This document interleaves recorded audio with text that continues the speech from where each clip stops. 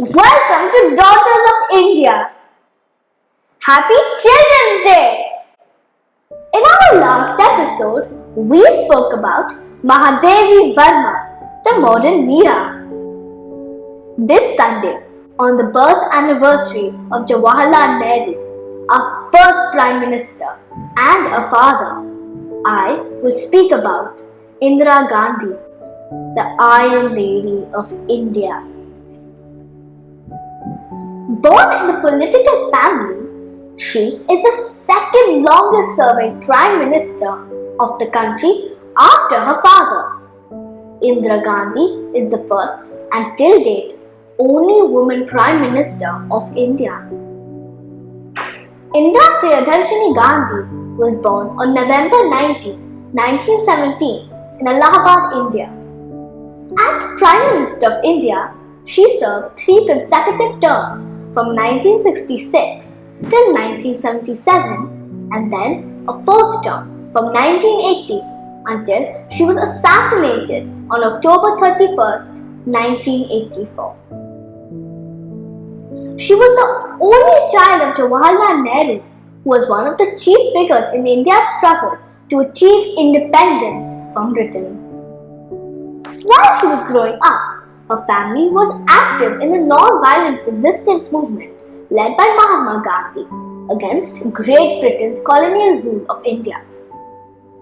At the age of 12, she joined the movement by organizing thousands of Indian children into the Vanar Sena to run errands and do odd jobs to aid the adults who were working for independence. Indira's education was intermittent. She attended school in India and Switzerland for short periods. More often, she studied at home. In 1934, she studied art and dancing at the University in Santiniketan. Here, Rabindranath Tagore gave her the name Priyadarshini. Later, she attended Oxford University in England. In March 1942, Indira Nehru married Feroz Gandhi, a friend from her student days in England. A few months later, they were arrested after she spoke at a public meeting in defiance of a British ban. She was imprisoned for 13 months. She used to accompany her father on his official visits all over the world and campaigned for him during elections. The Congress Party came to power when her father took office in 1947 and Gandhi became a member of its working committee in 1955. In 1959, she was elected to the largely honorary post of party president. She was made a member of the Rajya Sabha, upper chamber of the Indian Parliament, in 1964, and that year Lal Bahadur Shastri, who had succeeded Nehru as Prime Minister, named her Minister of Information and Broadcasting in his government. On Shastri's sudden death in January 1966, Gandhi was named leader of the Congress Party and thus also became Prime Minister. She was constantly challenged and some even went to the extent of calling her Gungi Guriya or a dumb doll.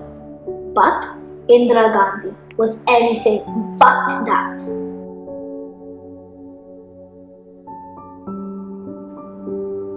Indira's government faced crop failures and food riots, poverty, student unrest, and resistance from the many different language groups to the adoption of Hindi as the nation's official language. She faced all these problems head-on and helped our nation rise above these issues. In 1971, Gandhi led India in a successful war against Pakistan to separate East and West Pakistan and establish the nation of Bangladesh. She became the first government leader to recognize the new country. She faced a dark period where she was convicted of election fraud. Taking matters into her own hands, she declared a state of emergency throughout India imprisoned her political opponents, and assumed emergency powers. Many new laws were enacted that limited personal freedoms. During that period, she also implemented several unpopular policies, including large-scale sterilization as a form of birth control. When long postponed national parliamentary elections were held later in 1977, she and her party were soundly defeated, whereupon she left office. She returned to power in 1980, but the joy was not long-lived. The unfortunate and untimely death of her eldest son Sanjay Gandhi crushed her. During the early 1980s, Indira Gandhi was faced with threats to the political integrity of India. Several states sought a larger measure of independence from the central government. In 1982, a large number of Sikhs occupied the Golden Temple. Tensions escalated, and in 1984, Indira Gandhi ordered the Indian Army to attack and oust the separatists. Over 456 were killed that day. 5 months later, Indira Gandhi was killed in her garden in New Delhi by 2 of her own Sikh bodyguards in revenge for the attack in Amritsar.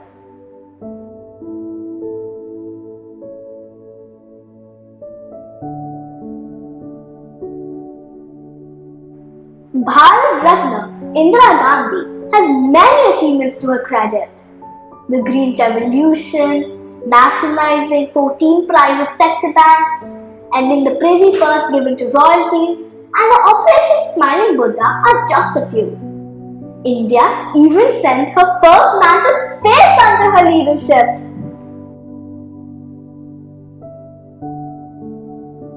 Indira Gandhi left behind a legacy as one of India's strongest prime ministers.